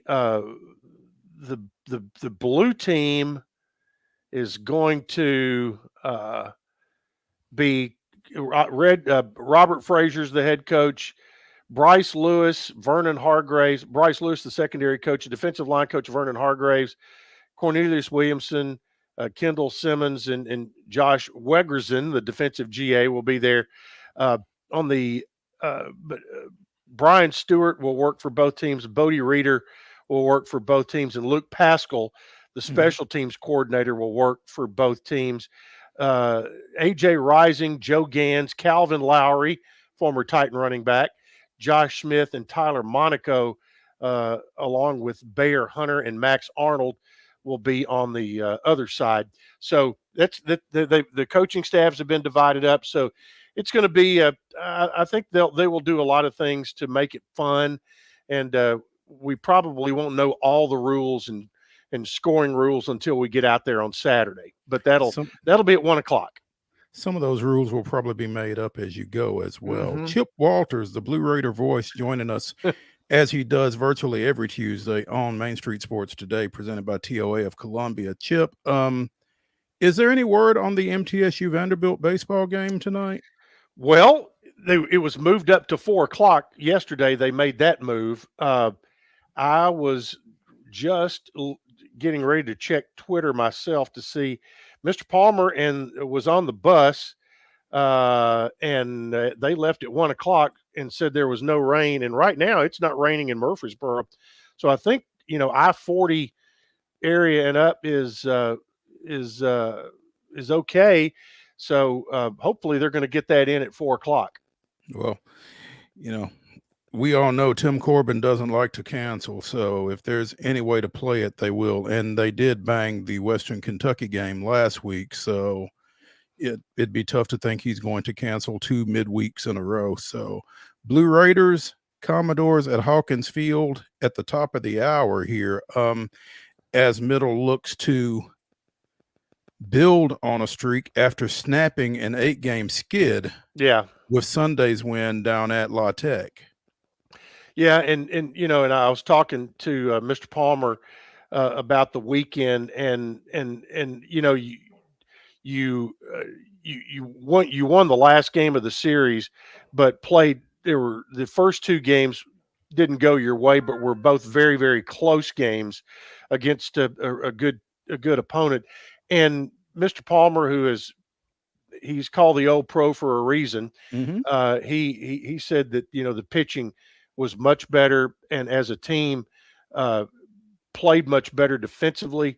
So that bodes well moving toward the mid part and the second half of the conference season, with a lot of home games coming up, including this weekend against New Mexico State.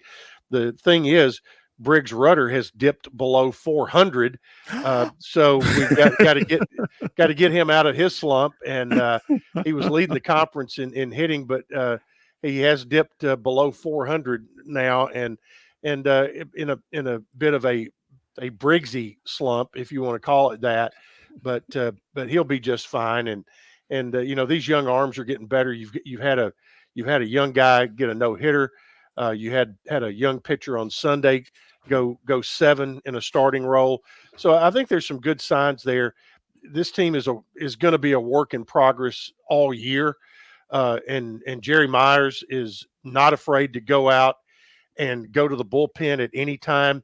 And that includes mid at bat. We've seen that numerous times this year, which does put extra pressure on the official score in each of those games, depending on what happens. So there's a lot of that going on. And, you've got both basketball teams now starting to see some news happening in the transfer portal. You've had a lot of the exit door has been open, but now you're seeing folks come in the entry door, and some pretty exciting things that I'm seeing there, both on the men's and women's side. What do you want to talk about? How comfortable are you talking about that entry door for the men in particular? Well, he hasn't signed yet, but Jared Hall from Lebanon, it came down to Middle and Tulsa when he left high school. Okay. And he, he's the all-time leading scorer at Lebanon High School. That's no small feat. I think Troy Bond. I mean, when I think of our age, Troy Bond was a pretty doggone good player back in that day. And there have been some really good scorers come through there. He's a 6'8", listed as a guard, so he fits Nick McDevitt's template of a Nick's 2, 3, and 4 guys can almost always be interchangeable. And Jared Hall really fits that. He has a ton of skill. He's got a high motor, so I think he is going to fit into that. That Eli Lawrence mode. Maybe not sure if he's 100% the outside shooter that Eli was, but I think he's the better finisher than Eli was. I think his guard skills probably are a little bit better than Eli. His shooting skills may be slightly less. So, the total overall package, I think you're going to get a similar player in that. So I do know they've got 2 other guys coming in this weekend. Don't know who they are, but they've been very, very active in that. And then on the women's side, you get the Gatorade Player of the Year out of Mississippi committed. So that just on the surface looks like a very good get for the coach's Insel. Absolutely. Speaking of, Chip, you mentioned women's basketball. Any chatter? WNBA draft will be next Monday. Is there a chance anybody from MTSU goes in that? Savannah Wheeler's going to be your real opportunity there. And, whether she gets drafted or not, she'll get a chance to get on a roster somewhere. She's just too good. And, I'm not sure how much WNBA teams, if somebody needs a really good point guard, they may invest some draft capital into her. Now, Courtney Wheeler, I don't know how much interest Courtney has in playing professionally. Courtney has always had a stated goal of being a coach. It would not shock me at all if she's already a grad student. It wouldn't shock me at all if she spent a year finishing up her master's in street clothes on the bench with Rick Insel. If not, Kyle Turnham has already publicly offered her a job as an assistant coach for him, but that was when he was at Shelbyville, and now he's over at Warren County. So, and that commute might be a little tough for Courtney. Yeah, well, you never know. My carpool, but there you go. You got that. But she is so good. Her play. I don't know whether she may have a desire to play. I'm not sure, but I know this, that there is going to be a group of young ladies somewhere at some level that is going to be unbelievably lucky, and they don't know how lucky they are going to be right now when they become students of hers at whatever level she's coaching.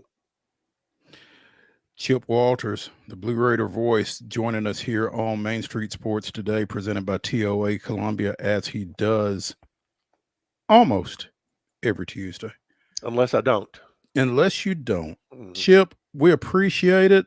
I would imagine Wade and Chris will be happy to have you on next Tuesday. Are you on one of your cruises again next week? I am indeed. There you go. Oh, I've seen that's right. I've seen the countdown on your social media pages. They have a sign in the the lobby, for lack of a better word, at Carnival that says, "Don't gloat. Nobody likes a gloater." But I can't help it. I'm sorry. I've never gone on a cruise. I've never done it. You got to. Yeah, you got to. But I've never been on a train trip like you've been on either, and that's something I want to do. So I want to do that again too, and I want to go. I did a weekend trip to New Orleans on the Amtrak. I'd like to do either the East Coast, go catch in Atlanta or Birmingham, and go up east through DC and New York. Or a friend of mine did this one. He and his family flew to and Bradley Lambert did the same thing. Our buddy Bradley Lambert with TSSAA, which I want to give a shout out to TSSAA today for two things. Number one, turning softball into the same format as baseball at Spring Fling, with your championship games being played at MTSU in the college stadium. And number two, for what they did today, and that is making Tennessee the 10th state to have girls flag football, which I think is going to be outstanding. I think it's fantastic. We touched on the latter earlier today. We've been efforting, trying to come up with some availability for Mark Reeves to come on with us and discuss the former. So, looking forward to that. But yeah, the TSSAA, and they inducted a fellow Dimpleonian, or there we go. Yeah, into the Hall of Fame over the weekend, Bernard Childress. So yeah, they're very high on your list right now. Well, I mean, and anybody, Bernard Childress is just high on my list to start with. He was a great Columbia Central and Belmont basketball player, really good assistant coach in high school and college, and administrator at Whitthorne, and then and became part of the TSSAA staff. And it was really just a foregone conclusion that whenever Ronnie Carter was ready to hang it up, that Bernard Childress was waiting in the wings, very similar to the Mark Reeves situation, that, the time was perfect and the time was right for that next move. And, you look back all the way from Gil Gideon to Mark Reeves today, and whenever there has been a change at the top, it has been seamless. And that is just a tribute. Where a lot of people like to yell and scream at TSSAA because an umpire missed a ball strike call on their kid, but we are really fortunate to have the High School Athletic Association in Tennessee that we have, and because first and foremost, everybody in that office cares about kids, and I'll tell you that's what, where it starts. If you question how fortunate we are, go to another state. Well, specifically, look at the states north and south of us. Yeah. So, Chip Walters, the Blue Raider voice, joining us. Chip, I'm sure Chris and Wade will take great care of you next week, and we'll do the best we can. We'll talk soon, but always appreciate you. All right, and have fun. Bon voyage. Thank you. Appreciate it. Hey, when we come back to the Lee Company studios here on Main Street Sports Today, it's the Grab Bag, and we have to mention a local athletic product during the Grab Bag. Stay tuned to see who it is. We'll be right back.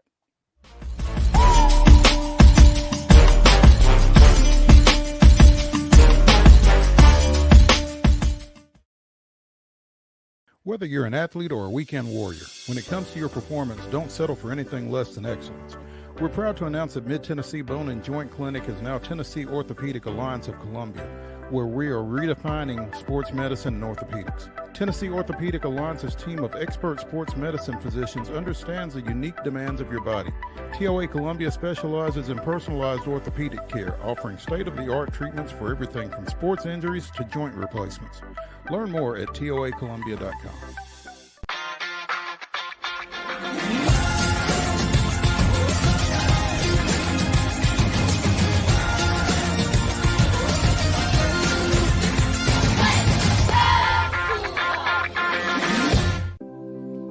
Custom Stone Handler supplies over 600 distributors and suppliers with quality stone products. Along with River Stone, we produce and distribute over 100 building, landscape, and other bulk products. Our goal is to provide quality products, service, and partnerships to ensure our customers' success.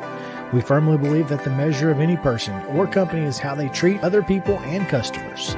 Give them a call at 931-490-4990 or visit CustomStonehandlers.com. With Lee Company technology, the best handymen are hands-off. Lee Company techs have been using visual findings and other smart technology tools for years to add transparency and virtually take customers along. You see what we see, whether we're in a crawl space or on a roof. With Lee Company, technology helps us help you, no matter what's happening in the world or at your house. Piggly Wiggly, located in Neely's Mill Shopping Center, is Columbia's locally owned and operated Cost Plus 10 grocery store dedicated to serving the community with low prices and smiling faces. Piggly Wiggly offers fresh, hand-cut meats daily, as well as daily hot plate lunches from their deli counter. You're certain to see smiling faces and a helping hand when you're here at Piggly Wiggly. Come by and check out our fresh produce, high-quality meats, and more. Down home, down the street, we'll see you at the Pig. We thrive under the lights. A city of performers, putting on one heck of a show. Headlining night after night. Welcome to Smashville.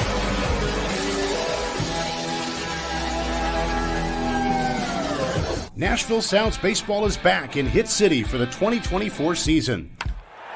Spend your nights and weekends at the ballpark with weekly giveaways, fireworks shows, throwback deals, live music, and more. Top talent will take the field at First Horizon Park against the AAA Minnesota Twins, Baltimore Orioles, Atlanta Braves, St. Louis Cardinals, Cincinnati Reds, and more. Tickets start at just $10 and are available now at NashvilleSounds.com. We will see you in Hit City.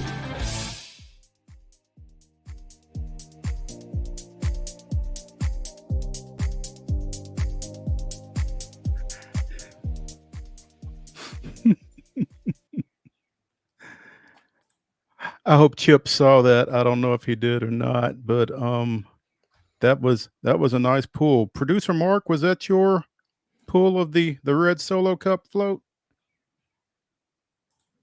Had to have been. Yeah.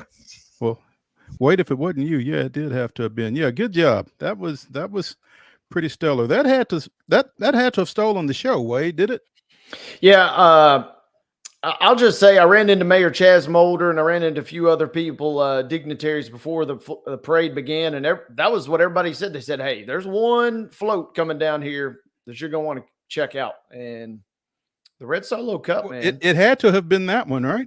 That was it. And the only other one, and there it is. I mean, it was impressive. I couldn't figure out how you get in the thing. I assume there's a door at the bottom, but maybe there's a ladder and you just had to climb in. Once you're in type situation.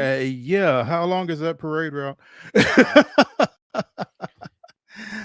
Oh, goodness. Welcome back to Main Street Sports Today, presented by TOA of Columbia. In our final segment, Wade and I will be giving you our top 5 college sports dynasties. But right now, we're getting into the grab bag. We're getting in our bag. Mm-hmm. And want to start, I was looking up some fodder for our discussion with Chip Walters, and I went to the Conference USA softball website where they have announced their weekly award winners. I guess they announced those yesterday. And who is the Conference USA Pitcher of the Week? While it's Jacksonville State Junior Cat Carter from Spring Hill, Tennessee.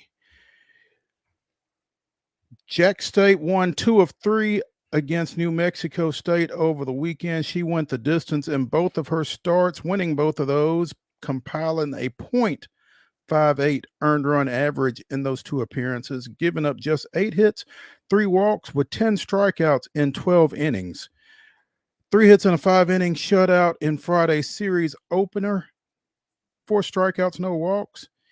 In the Sunday series finale, struck out 6 and going the distance. So, former Lady Raider Cat Carter honored by Conference USA as the pitcher of the week. Unfortunately, the other 2 Conference USA awards both went to Sam Houston players for their performances against MTSU. So we're not even going to mention them. But anyway, Wade, we talked a little bit about it at the top of the show. UConn 75, Purdue 60 final last night for those who stayed up for it or for those who didn't. Kenny Anderson, when we talked to him yesterday, predicted double digits. Sure enough, 15 covers that. But how anticlimactic, how much of a letdown was this? Wasn't fun to watch. Right before we closed, I said 89-74, and I had the 15, but I did not have the scoring right by any stretch. You had the 15 though. That's impressive. It was not very entertaining. First half, I'm thinking, okay, Purdue looks pretty good. The crazy thing to me was down the stretch, and Purdue only hits. I tweeted this out last night. It was a wild strategy to try and win a game by only hitting 1 3-pointer. Matt Painter is a much better basketball coach than I'll ever be. So I give him a little bit of benefit of the doubt, but that was a wild move to try and win a game by only hitting 1 3. And at the end towards the stretch, knowing you're down double digits, Edie was getting easy buckets, but they weren't really slowing down UConn, and they were just trying to match 2s for 2s or 2s for 1s with the free throws, and it just didn't work. They just They did not have it, and it's another tournament just like last year, which we'll discuss more in our top 5, that you look back and you're like, holy smokes, man, UConn was just electric this year. Yeah. I didn't get to see any of the game, as we mentioned earlier, because I didn't get to see any of the Braves game either, and probably that's the game I would have been watching, to be honest. But was the lack of threes on Purdue's part, was that a defensive approach for UConn? Were they running them off the line, or what was going on there? Was Purdue, did Purdue have threes and they were passing them up? How was that happening from what you saw? Well, and in the second half is more really when I was referring to it, when you're down and you're trying to make a comeback, they were just pumping it in the post to Edey. And I mean, the dude has 37 points, but it is really, really tough to make a comeback when you're not jacking up threes. They only attempted 7 all game, and they made one, and they made one. The one they did make was kind of at a crucial point in the game. You're thinking, okay, maybe they're going to make a little run here. Mm-hmm. But the strategy for them was to go to Edey. And I mean, like I said, he finishes with 37 and 10. He had a pretty solid game. But since they weren't getting the stops, it just seemed like they never just changed their strategy very much. And they got kind of like we talked about with the Iowa-South Carolina game. Purdue finishes with just 2 points off the bench, which I guess maybe is a little bit of an outlier because considering UConn only had 15 off the bench, 13 off the bench. And some of those were late, and UConn just kind of just bullied them, really, is what happened to it. And I want to go back and check the tape. Final point on this. I want to go back and check the tape because Draymond Green tweeted this out last night that, who is it? Johnson, Samson Johnson, I believe it was no, not him. It was a different guy maybe it was Samson Johnson. But there's a guy on UConn that was bodying Edey. And he says, congratulations, young man. You took Edey's soul. And basically with like 18 minutes left in the game, there was one play. And in Draymond's mind, Edey either got a bucket or missed the rebound. And he just said they just gave up at that point. Purdue kind of did look like they just gave up in the second half almost. Wow. That basketball sage, Draymond Green, calling it. But he called it like it was. And I mean, UConn, they finished 37 and 3. Someone also pointed out the NIT champ, was it Seton Hall? Mm-hmm. Time they met the NCAA champ this year, they beat them. Ooh. A little feather in the cap for the NIT, I guess, if you're into things like that. UConn loses to Kansas, they lose to Seton Hall, and then they lost to Creighton right toward the end of the regular season. What a dominant run for Hurley and the Huskies for a second straight year. No doubt. The Predators, with that shootout victory Sunday at New Jersey, put themselves 1 win short of a playoff berth. That win could come as soon as tonight when the Winnipeg Jets come to town. Winnipeg, currently the number 3 seed in the West, the Preds number 4. More than 2 games separate them. Preds are 2 games back in the win column at 45 and 29. But this game's got some heft to it, I guess. Got a little juice. Preds obviously got to take care of business, and like we chatted with Teresa Walker last week.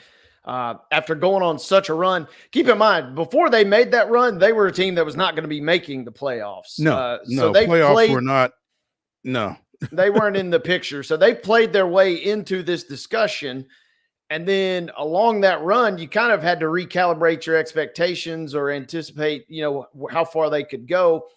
After the run kind of comes to an end, now you got to pick up the pieces and get a little momentum. And a big win tonight, obviously, in addition to getting the playoff berth sewed up finally, would give you a little mojo heading down the final 2 or 3 games here of the regular season. Yeah, you follow this game up with a trip to Chicago on Friday, followed by Columbus coming in here on Saturday, and then at Pittsburgh to close out the regular season. So, yeah, this would be a good one to get, like you said, to get a little momentum. And if you get this one, then maybe you're looking at winning 3 or 4 straight before you go to Pittsburgh to finish up because neither Chicago nor Columbus is particularly good. So should be sitting up nicely. And then obviously once you get into the playoffs, yeah, you'd like to have momentum, but we've seen it this sport more than any other sport. I feel like of the 4 major U.S. professional ones, you can just get on a hot streak seemingly out of nowhere, and feels like it happens almost every year. There's at least one big first round upset, and even if you don't go all the way, obviously it's pretty hard to win your second round series if you don't win your first one. So I feel like momentum would be sweet going in, but the good news is they're going to get their ticket to the dance, all but assured of that, and then just see what happens from there. Absolutely. So I am part of a group chat with Misters Yao and Sullivan, as in Joseph, who says, Robbie Avila in the transfer portal. Can we do an entire show on this? Now, I don't know if we can do an entire show, but we can probably do a segment tomorrow at 3:20, Joe. But Indiana State's coach took the St. Louis job almost immediately after they lost in the semifinals of the NIT. And so there are 6 Indiana State players in the portal, including Larry Nerd. So I'm interested to see if they, or how many of them wind up at St. Louis. But, not Larry Nerd. Come on now. The greatest one I heard earlier today was Steph Blurry. And so, this is a guy, though, that's got some game. And you're right. Who knows if they end up at St. Louis? The transfer portal, to me, in basketball has been so much fun because you see guys like we saw with Connect, obviously not making this comparison by any stretch, but a guy from a much smaller school can have a legit impact on a big name program. Clearly. Not just Connect, but Mark Sears as well at Alabama. They basically rode him and Grant Nelson, who is also a transfer, to the Final Four. So it's wild and wacky. We'll be that tomorrow, by the way. But yeah, wanted to mention that, and I'm sure we will be talking about that with Joe tomorrow. Masters tees off Thursday. Wade, you ready? Pumped for it. We'll be rooting for our semi-local guy down in Ardmore. I almost said Ardmore, Tennessee, but that would be technically correct. But Ardmore, Alabama. Lee Hodges is going to be playing in his first ever Masters, and going to be fun. There's always a lot of jitters that are going on. We got a lot of folks from Ardmore. They're going to be going over and cheering him on, so it'll be exciting. And Tiger obviously is competing this week. That always moves the needle, and I could just almost it's a bummer that it's yucky weather here this week, because if you listen closely, you can just hear the birds chirping, and you can just almost smell the azaleas blooming because it is Masters week. Ardmore, Alabama's Lee Hodges. You got a hookup, Wade? Can we get him? I've tried to get him. I tell you what, if he wins the Masters, we got a great shot at getting our hooks into him next week. I don't want to hear about a great shot. Can we get him?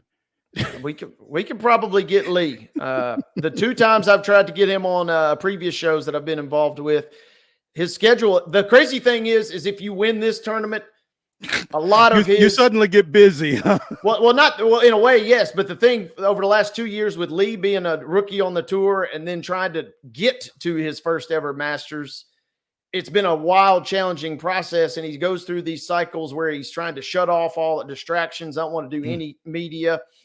But yeah, all of a sudden now you win this tournament and this clears up everything. And he won the 3M last year, which gets him his first tournament ticket to Augusta. So it is going to be fun to watch. They're the former Martin Methodist golf coach, Tim King. He's one of his good friends from down there in northern Alabama, and he's got a lot of folks rooting for him. And that's just a small storyline. We talked about it on the show yesterday. The cool thing with this tournament is some of these guys are competing literally till the week of the tournament, trying to get a berth into this.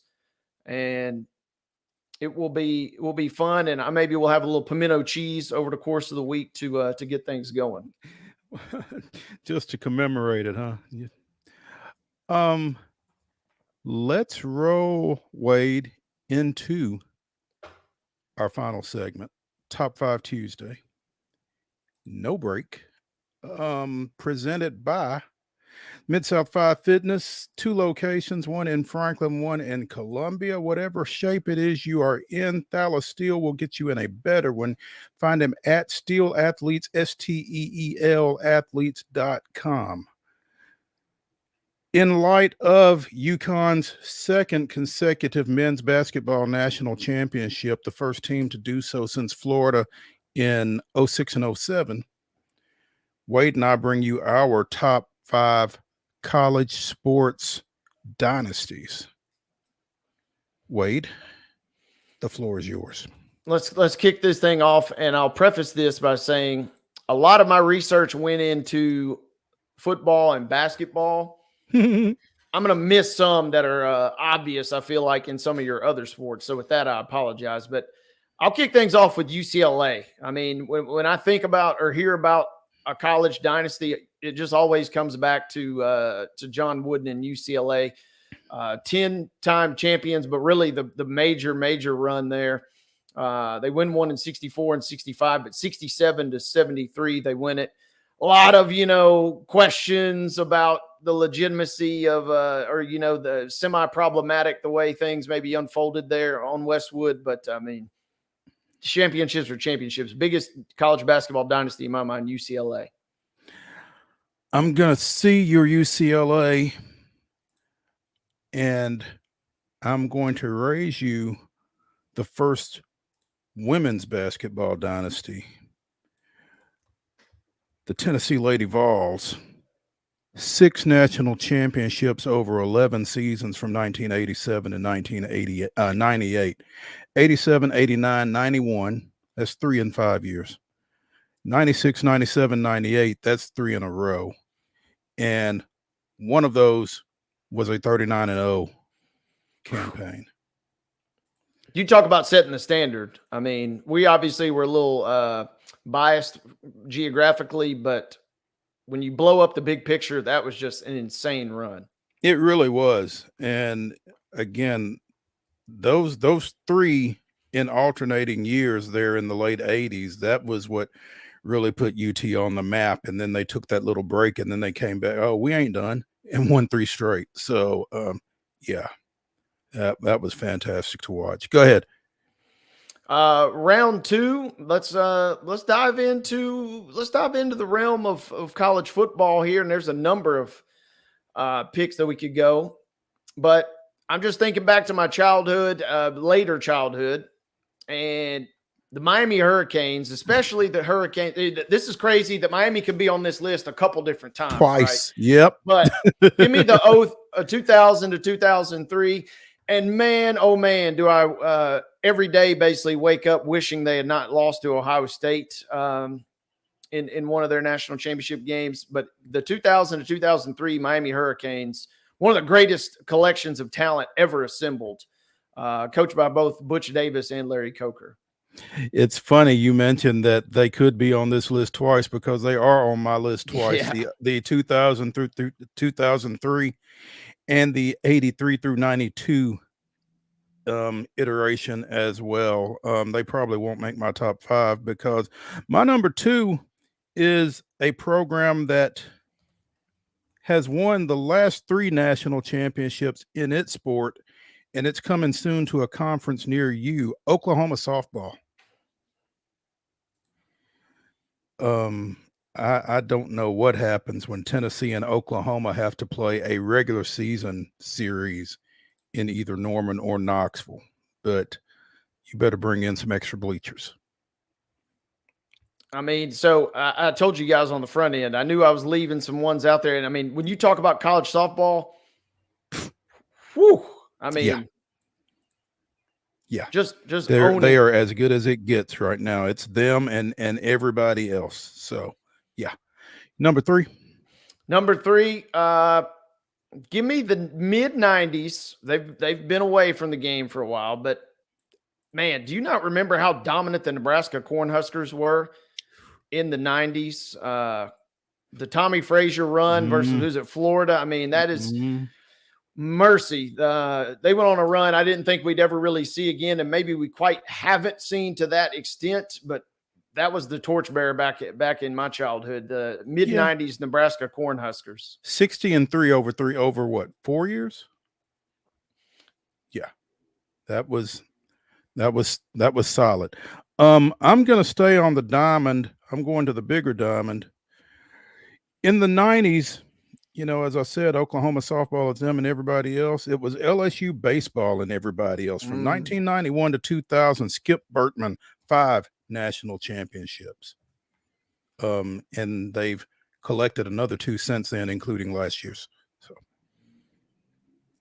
LSU baseball. Number 4 for me, little recency bias. I'm a prisoner of the moment, but hey, UConn, they haven't just won 2 NCAA tournaments in a row. They have clobbered everybody for 2 straight years in the tournament. And Coach Hurley has got them playing with kind of like South Carolina with a brand new roster. They just waltzed their way through the tournament, including a demolition last night of Purdue. Yep. My number 4, I'm kicking myself as I do it, but Alabama football has won 6 national championships since 2009, and I don't know that anybody is ever going to do that over an 11-year period. So give me the Tide. It hurts, but give me the Tide. Your last pick, sir? I'm going to go. I know they didn't win as many titles as they probably would have, and Tennessee fans are thankful for that. But Florida State, from the late 80s to the early 2000s, I mean, you could make if you just look at championships, they won 9 straight ACC championships, and then they win it all in 93 and 99. And again, could have won it in 98. If Chris Winky's healthy, maybe they win it in 98. But, man, what a run for the Florida State Seminoles. Bobby Bowden, they just good kids. You got to love the run that they had. My number 5, I'm going to fall back to baseball again. I love college baseball. And, it was short-lived. It was kind of a snapshot. But I love that South Carolina won the last College World Series at Rosenblatt Stadium in Omaha and won the first one at TD Waterhouse or whatever it was or is now in 2010 and 2011. And the Gamecocks at that point really kind of had it rolling as well. So South Carolina baseball is my number 5 pick for top college sports dynasties. You mentioned Miami football, both of them. North Carolina women's soccer probably should be on here somewhere. 21 national titles in 31 years between 1982 and 2012, including 9 in a row.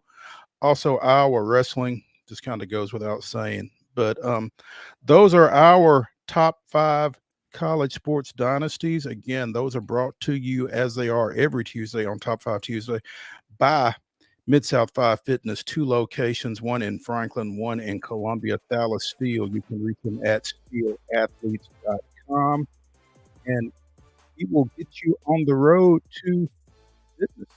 So check him out.